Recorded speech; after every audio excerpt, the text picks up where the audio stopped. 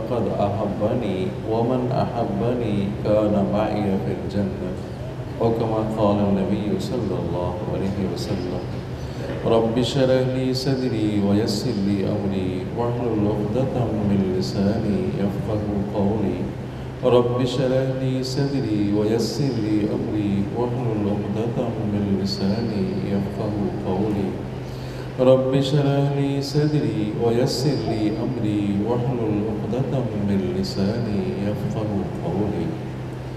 عزیز دوستو، مسلمان بھائیوں، اللہ تبارک و تعالیٰ کے مقدس کلام سے آپ کے سامنے ایک آیت کریمہ تلاوت کی ہے اور حضور اکرم صلی اللہ علیہ وسلم کے احادیث سے ایک حدیث پڑھی ہے۔ دعا ہے کہ اللہ تبارک و تعالیٰ مجھے صحیح سمجھانے کی توفیق عطا فرمائے، آپ کو صحیح سمجھنے کی توفیق عطا فرمائے۔ دعا ہے کہ اللہ تبارک و تعالیٰ حق اور سچ کہنے کی توفیق عطا فرمائے۔ دعا ہے کہ اللہ تبارک و تعالیٰ سمجھانے اور سمجھنے کے بعد مجھے اور آپ کو، تمام عالم کو اللہ تبارک و تعالیٰ اعمال صالحہ کرنے کی توفیق عطا فرمائے۔ درود شریف بلند آواز سے۔ اللہم صلی علی محمد وعلی آل محمد کما صلیت علی ابراہیم وعلی آل ابراہیم انک حمید مجید۔ اللہم بارک علی محمد وعلی آل محمد کما بارکت علی ابراہیم وعلی آل ابراہیم انک حمید مجید۔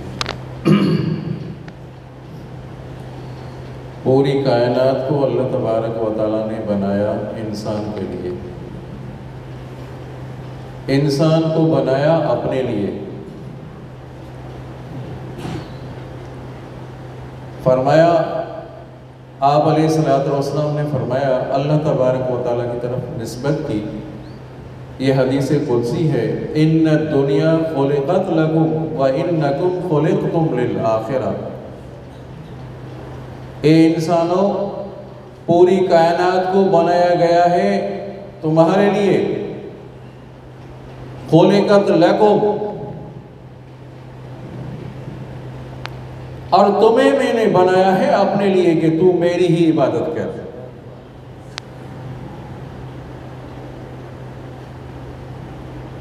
دنیا میں جتنی بھی چیزیں اللہ تعالیٰ نے پیدا فرمائی ہے، کائنات میں جتنی چیزیں آپ دیکھ رہے ہیں، سن رہے ہیں، وہ اللہ کے ذکر میں مشغول ہیں، مصروف ہیں اللہ کے ذکر میں۔ ایک انسان ہے جو اللہ کے ذکر سے غافل ہے۔ یہ تو حدیث آپ بارہا سنتے ہیں ہمارے ساتھیوں سے کہ جو آدمی اللہ کا نام لیتا ہے، ذکر کرتا ہے، وہ زندہ کی مثال ہے۔ جو اللہ کا نام نہیں لیتا وہ مردہ کی مثال ہے۔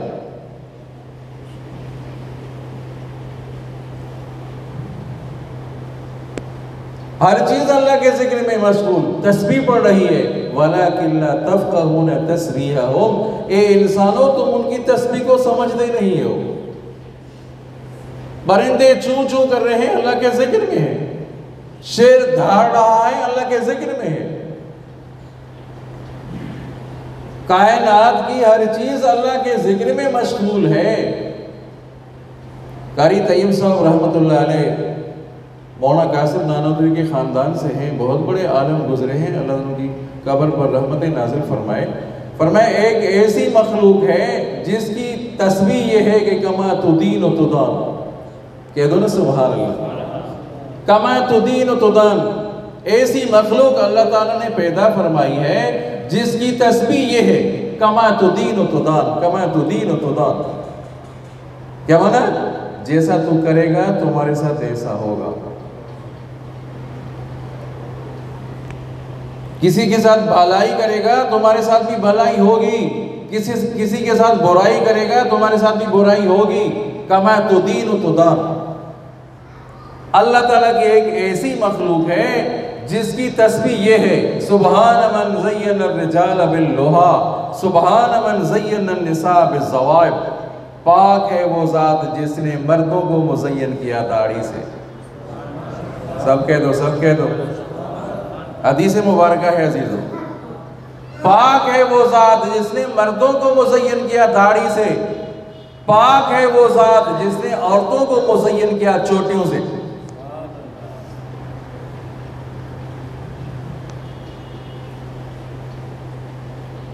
کائنات کی ہر چیز اللہ کے ذکر میں مشغول ہے.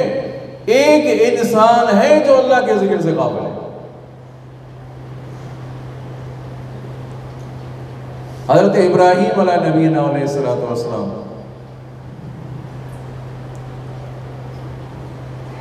پیر ذوالفقار فرما رہے ہیں، اللہ تعالیٰ کے علم اور بزرگی میں اضافہ فرمائے، اللہ تبارک و تعالیٰ نے جو خلیل اللہ کا لقب دیا تین باتوں کی وجہ سے، تین باتوں کی وجہ سے خلیل اللہ کا لقب ملا. ایک تو السلام علیکم زیادہ پڑھتے تھے. کون ہے؟ السلام علیکم زیادہ پڑھتے تھے. السلام علیکم ورحمۃ اللہ، جو بھی ملے السلام علیکم ورحمۃ اللہ. تو کرے السلام من تعرف من لا تعرف، سلام پڑھو جس کو جانتے ہو اس کو بھی سلام دو، جس کو نہیں جانتے اس کو بھی سلام دو. آسان سی بات ہے، مشکل تو نہیں ہے. خلیل اللہ کا لقب ملا ایک تو اس وجہ سے، دوسرا مہمان کی خدمت کرتے تھے. کیا؟ مہمان کی خدمت کرتے تھے اسی وجہ سے. تیسرا رات کو اٹھ کر تہجد کی نماز پڑھتے تھے. تین باتوں کی وجہ سے خلیل اللہ کا لقب ملا.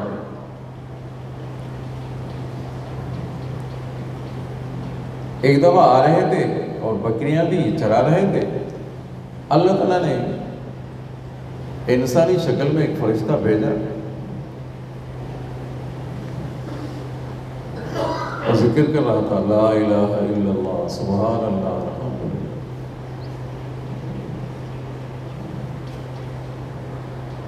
ذکر میں مشغول تھا. حضرت ابراہیم علیہ نبینا علیہ السلام نے فرمایا دوبارہ تو کہہ دو، اللہ کے نام میں مجھے مزہ آ رہا ہے، دوبارہ تو کہہ دو، دوبارہ تو پڑھو. کہا کہ مجھے آدھی بکریاں دو گے پھر پڑھوں گا. آدھی بکریاں دو گے. آدھی دے دی میں نے آدھی.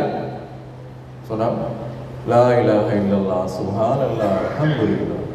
یہ دوبارہ سناؤ کہ دوبارہ آدھی بکریاں دو گے، دوبارہ سناؤں گا. کہا دوبارہ آدھی بکریاں دے دی میں نے.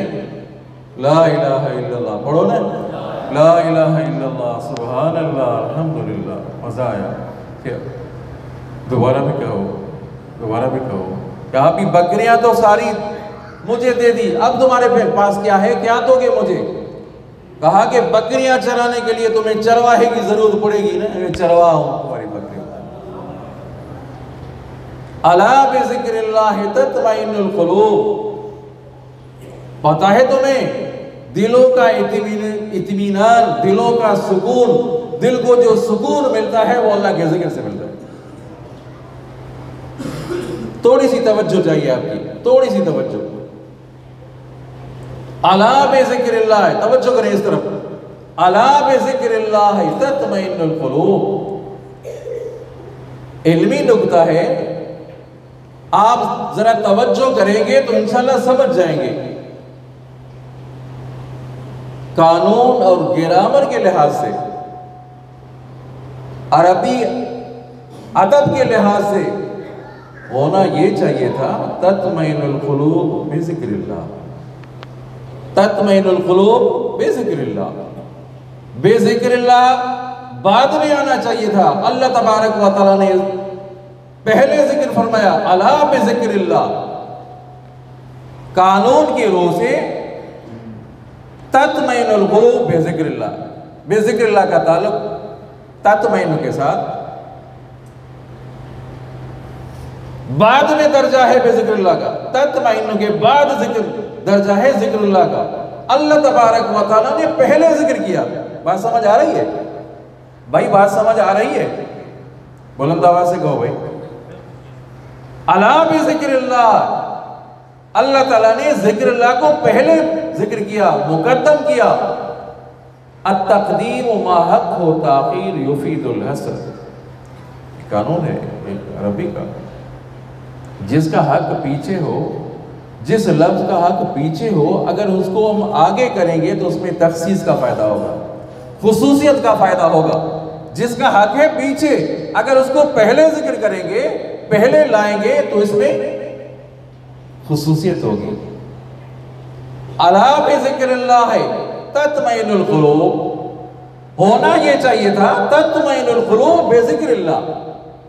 اگر ایسا ہوتا تو پھر معنی کیا ہوتی کہ معنی سکون اللہ کے ذکر سے بھی ملتا ہے، کسی اور چیز سے بھی سکون ملتا ہے، سمجھنا، سکون اللہ کے ذکر سے بھی ملتا ہے، کسی اور چیز سے بھی سکون ملتا ہے۔ ایک وہمہ، ایک شک شبہ ہو سکتا تھا کہ اللہ کے ذکر سے کے بغیر بھی کوئی سکون مل سکتا ہے، اللہ تعالیٰ نے اس شبہ کو ہی ختم کر دیا۔ الا بذکر اللہ تطمئن القلوب، سکون ملتا ہے تو اللہ کے ذکر سے ہی ملتا ہے۔ گل سمجھ میں آئے گی نہیں آئی؟ سکون ملتا ہے تو اللہ کے ذکر سے ہی ملتا ہے، کسی اور چیز سے سکون نہیں ملتا۔ جس طریقے سے ان الذین قالوا ربنا اللہ، ہونا یہ چاہیے تھا اللہ ربنا، توجہ کریں، اللہ ربنا۔ اللہ تعالیٰ نے کیا فرمایا؟ ان الذین قالوا ربنا اللہ، اللہ کو بعد میں ذکر کیا۔ کیا مانا؟ جن لوگوں نے کہا ربنا اللہ، رب ہی ہمارا اللہ ہے، حاجت روا ہی ہمارا اللہ ہے، مشکل کشا ہی ہمارا اللہ ہے، حاضر ناظر ہی ہمارا اللہ ہے، کہہ دو نا سبحان اللہ، اللہ اکبر۔ علماء کرام نے کیا راز نکالے ہیں عزیزوں، جنہوں نے کہا ربنا اللہ ثم استقاموا، پھر ڈٹ کر کھڑے ہو گئے، اللہ تخافوا ولا تحزنوا وابشروا بالجنة التي كنتم توعدون۔ جن لوگوں نے کہا ربنا اللہ، استقامت کی، معنی عمل صالحہ بھی کیے، ایمان بھی عمل صالح بھی، تتنزل علیہم الملائکہ، فرشتے نازل ہو رہے ہیں، کہہ رہے ہیں کہ خوف نہ کر، غم نہ کر، جنت تمہارے انتظار میں۔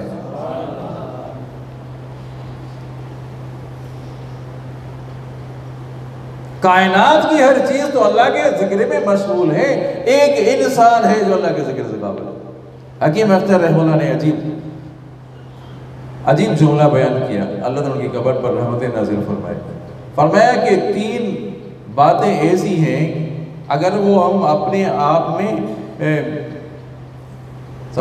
عمل کریں گے، اپنائیں گے تو اللہ تبارک و تعالیٰ کے ساتھ تعلق قائم ہو جائے گا۔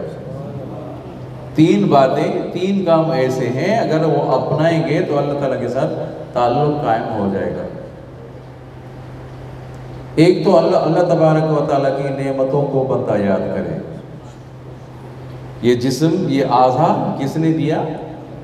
مال اور اولاد کس نے دیے؟ اللہ نے۔ نعمتوں کو یاد کرے کہ یہ نعمتیں جو دی ہیں اللہ کی ذات نے دی ہیں۔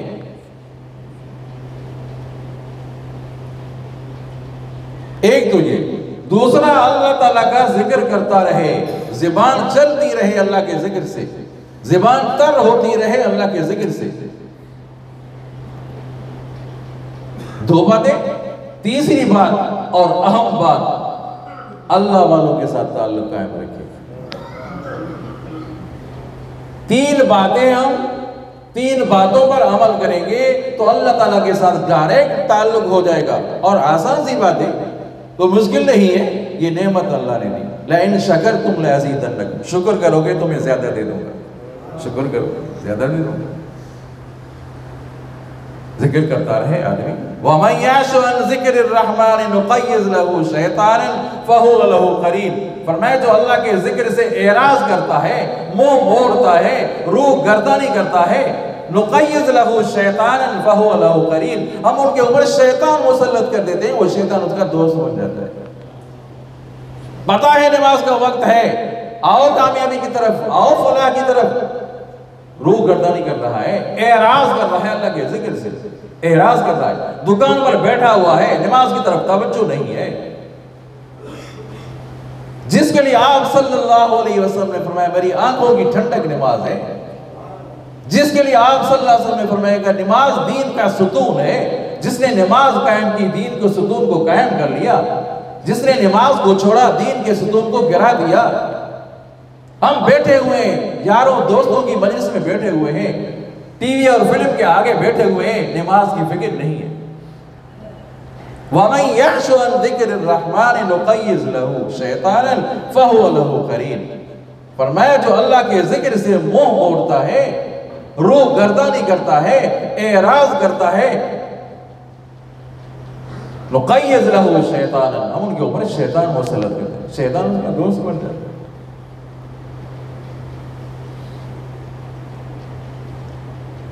اللہ تبارک و تعالی ہم سب کو مسجد میں آنے کی توفیق عطا فرمائے۔ درود شریف پڑھیں۔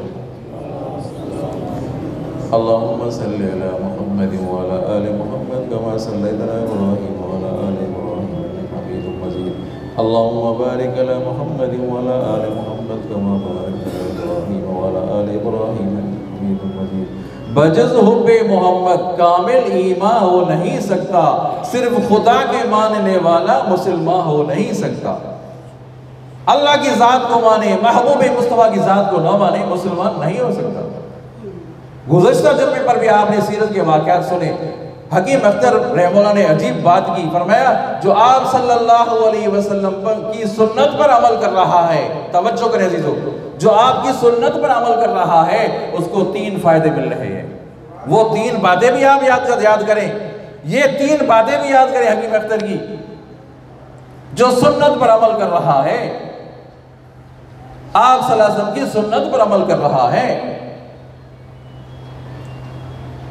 ایک تو فائدہ یہ مل رہا ہے عزیزو، آخری دور فساد کے دور میں، اس فساد کے دور میں جو آپ صلی اللہ علیہ وسلم کی ایک سنت کو زندہ کرتا ہے، اللہ تعالیٰ اس کو 100 شہیدوں کا ثواب ملتا ہے۔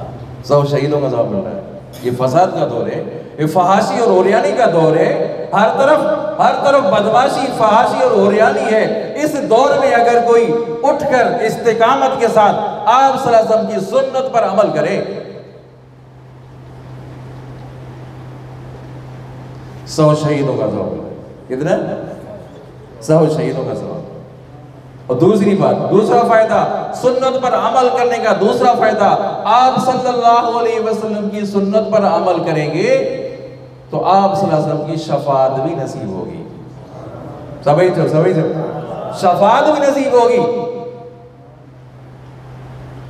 تیسری بات، جو آپ صلی اللہ علیہ وسلم کی سنت پر عمل کرے گا،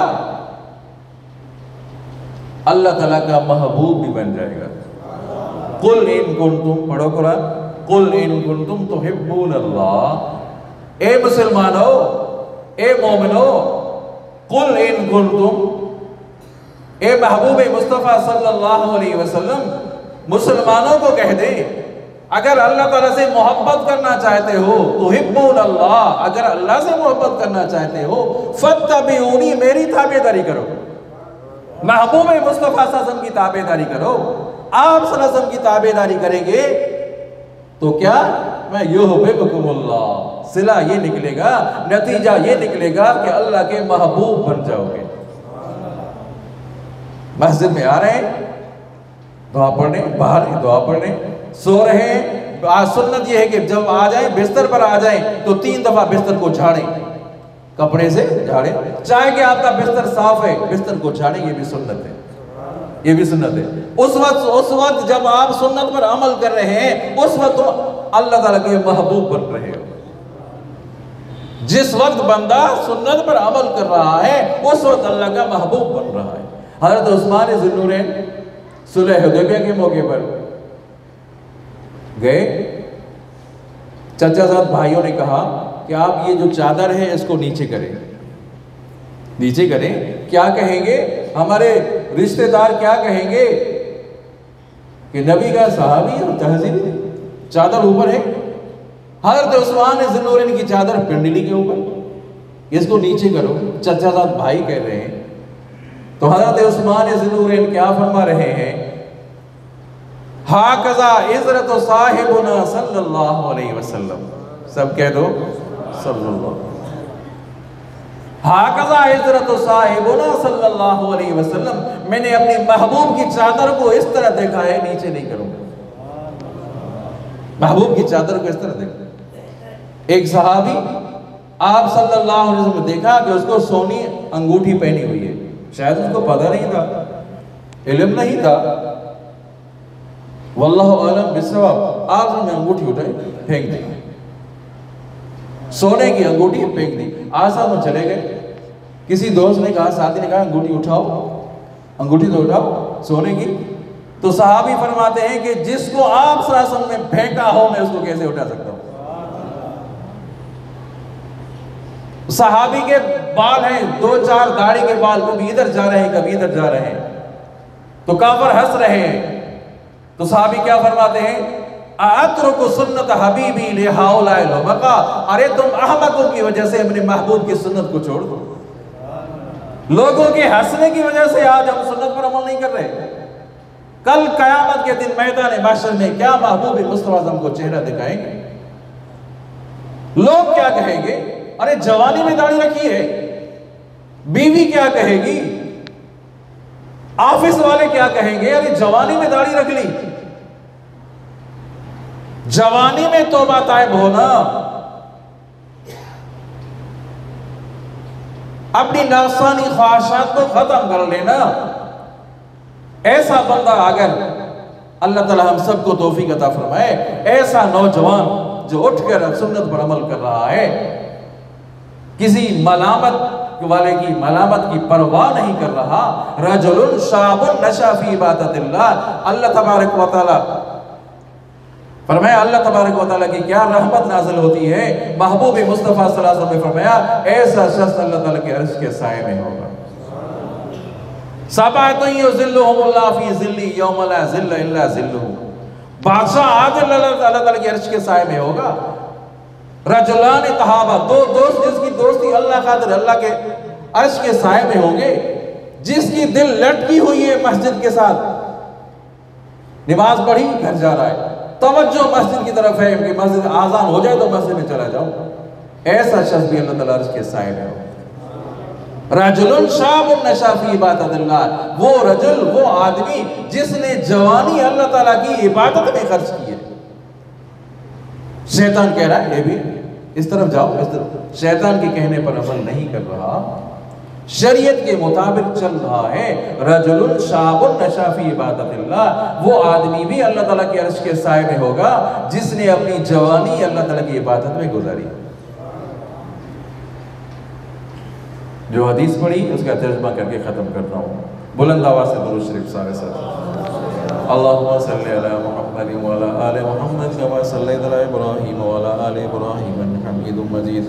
اللہم بارک علی محمد وعلی آل محمد کما بارکت علی ابراہیم وعلی آل ابراہیم انک حمید مجید۔ من احب سنتی، من احب سنتی فقد احبنی، من احب سنتی، جس نے میری سنت کو محبوب رکھا، سنت پر جس نے عمل کیا، من احب سنتی فقد احبنی، اس سے مجھ سے محبت کی۔ ومن احبنی کان معی فی الجنہ، جو مجھ سے محبت کرے گا وہ جنت میں میرے ساتھ ہوگا۔ دعا کرتے ہیں اللہ تعالیٰ ہم سب کو توحید پر چلنے کی توفیق عطا فرمائے، آپ صلی اللہ علیہ وسلم کی سیرت طیبہ پر چلنے کی توفیق عطا فرمائے، صحابہ کرام کے نقش قدم پر چلنے کی توفیق عطا فرمائے، اہل بیت کے ساتھ محبت کرنے کی توفیق عطا فرمائے۔ وآخر دعوانا